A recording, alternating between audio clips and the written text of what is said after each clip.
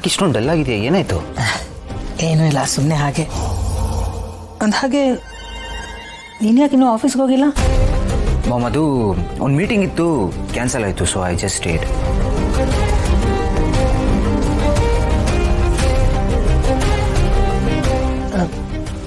ಇನ್ನೇನಾದರೂ ಹೇಳೋದಿದೆಯಾ? S ma'am, ಅದೇನೋ ಪೂಜೆ ಅಂತೆಲ್ಲ ಮಾತಾಡ್ತಿದ್ರಲ್ಲ, ಏನು? ಅದು ಶಾಸ್ತ್ರಿಗಳನ್ನ ನೋಡಿ ನಮ್ಮ ಮನೆಯವ್ರ ಜಾತಕನೆಲ್ಲ ತೋರಿಸಿದೆ. ಅದನ್ನು ನೋಡಿ ಅವರು ಮನೇಲಿ ಒಂದು ಪೂಜೆ ಮಾಡಿಸಿ ಮನೆಯವ್ರಿಗೆಲ್ಲ ಒಳ್ಳೇದಾಗತ್ತೆ ಅಂತ ಹೇಳಿದ್ರು. ಆದರೆ ಜೈ ಅದಕ್ಕೆ ಒಪ್ತಾ ಇಲ್ಲ. ಅವನನ್ನು ಹೇಗೆ ಒಪ್ಸೋದು ಅಂತ ಯೋಚನೆ ಮಾಡ್ತಿದ್ದೆ ಅಷ್ಟೇ.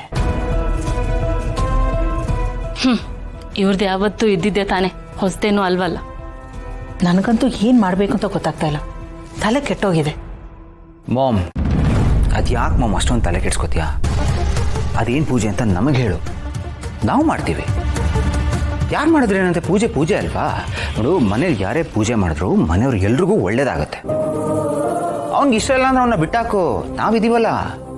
ಹಾ ಅತ್ತೆ, ಈ ಮನೆ ಒಳ್ಳೇದಕ್ಕೆ ಪೂಜೆ ಮಾಡಬೇಕು ಅಂದರೆ ಆ ಪೂಜೆನ ನಾವು ಮಾಡೋಣ, ಮಿಸ್ ಮಾಡೋದು ಬೇಡ. ಈ ಮನೆ ಮೊದಲಿನ ಥರ ಆದರೆ ಅಷ್ಟೇ ಸಾಕು. ಇಲ್ಲ, ಅದು ಮನೆ ಹಿರಿ ಮಗನೇ ಪೂಜೆ ಮಾಡಬೇಕಂತೆ. ಮಾಮ್, ಅದೇನು ಮಾಮ್ ಹಿರಿ ಮಗ ಕಿರಿ ಮಗ ಅಂತ? ನಾನು ನಿನ್ನ ಮಗನೇ ಅಲ್ವಾ? ಯಾರು ಮಾಡಿದ್ರೆ ಏನಂತೆ? ಅದೆಲ್ಲ ನಿನಗೆ ಅರ್ಥ ಆಗಲ್ಲ ಪಾರ್ಥ. ಮಾಮ್,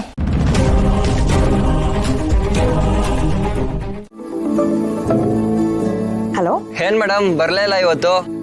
ಎಲ್ಲಿಗೆ? ಹಿನ್ನೆಲ್ಗೆ, ಕೋಚಿಂಗ್ ಸೆಂಟ್ರು. ನೀವು ಬರ್ತೀರಾ ಅಂತ ವೆಯ್ಟ್ ಮಾಡ್ತಾ ಇದ್ದೆ. ಏನ್ ಚಕ್ಕರಾ? ಇಲ್ಲ ಇಲ್ಲ, ಆ ಥರ ಏನೂ ಇಲ್ಲ. ಇವತ್ತು ನಮ್ಮ ಮನೇಲಿ ಫಂಕ್ಷನ್ ಇತ್ತು, ಅದಕ್ಕೇನೆ ಬರೋಕ್ಕಾಗಲಿಲ್ಲ. ಹೌದಾ? ಮತ್ ನಮ್ಮ ಇನ್ವೈಟೇ ಮಾಡಿಲ್ಲ. ಮಾಡಿದಿದ್ರೆ ಬಂದು ಊಟ ಮಾಡ್ಕೊಂಡು ಹೋಗ್ತಾ ಇರ್ಲಿಲ್ವಾ? ಅದು ಸಡನ್ ಆಗಿ ಫಿಕ್ಸ್ ಆಯ್ತು, ಅದಕ್ಕೆ ಒಂದ್ ಸ್ವಲ್ಪ ಕೆಲಸ ಜಾಸ್ತಿ, ಅದಕ್ಕೆ. ಪರವಾಗಿಲ್ಲ ಬಿಡಿ ಮೇಡಮ್, ಸುಮ್ನೆ ಕೇಳ್ದೆ. ಕರಿಲೇಬೇಕು ಅಂತ ಏನಿಲ್ಲ, ಕರಿಬೇಕು ಅಂತ ಮನ್ಸಿದ್ಯಲ್ಲ, ಅಷ್ಟ್ ಸಾಕು. ಮತ್ತೆ ಇನ್ನೇನ್ ಮೇಡಮ್ ಸಮಾಚಾರ? ಏನೂ ಇಲ್ಲ, ನೀನೇ ಹೇಳ್ಬೇಕು. ಹೌದು, ಮನೇಲಿ ನೀವತ್ತು ಪೂಜೆ ದಿಢೀರಂತ ಶಾಂತಿ ಗಿಂತಿ ಏನಾದ್ರು ಮಾಡ್ಸಿದಿರಾ ಹೇಗೆ? ಅದೆಲ್ಲ ಏನೂ ಇಲ್ಲ, ಇದು ಬೇರೆನೆ. ಏನು ಅಂತ ಕೇಳ್ಬೋದಾ? ನೀವ್ ಹೇಳಂಗಿದ್ರೆ ಹೇಳ್ಬೋದು, ಇಲ್ಲ ಅಂದ್ರೆ ಬೇಡ. ಅದ್ರಲ್ಲಿ ಏನಿದೆ? ಹೇಳ್ದೇ ಇರೋ ಅಂತದೆಲ್ಲ ಏನೂ ಇಲ್ಲ. ಮತ್ತೇಳಿ. ನೀನ್ ಯಾವಾಗೂ ನಂಗೆ ಲಕ್ಕಿ ಚಾಮ್ ಅಂತ ಹೇಳ್ತಾ ಇರ್ತೀಯಲ್ಲ, ಇವತ್ ನಾನ್ ಹೇಳ್ತಾ ಇದೀನಿ, ಕೇಳಿಸ್ಕೊ.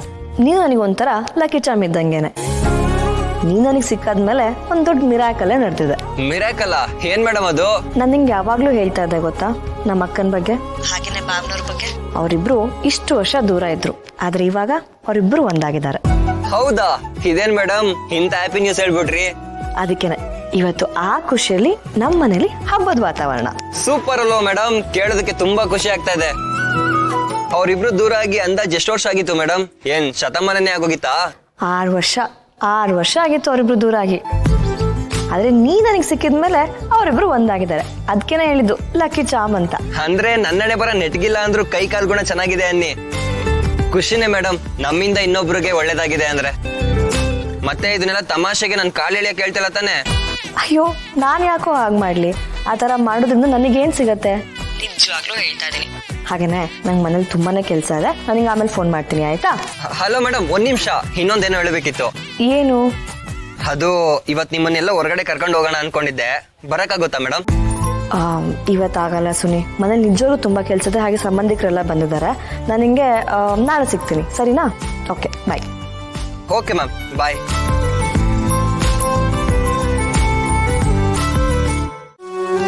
ಇದು ಎಷ್ಟು ಸ್ಯಾರಿ ಹಾಡಿದರು. ಅಯ್ಯಪ್ಪ, ನಾನೇನು ನೋಡ್ಲಿಲ್ಲಪ್ಪ, ನಾನೇನು ನೋಡೇ ಇಲ್ಲ. ಅಜ್ಜಿ, ನಾವು ಏನು ಮಾಡ್ಲೇ ಇಲ್ಲ ಅಜ್ಜಿ.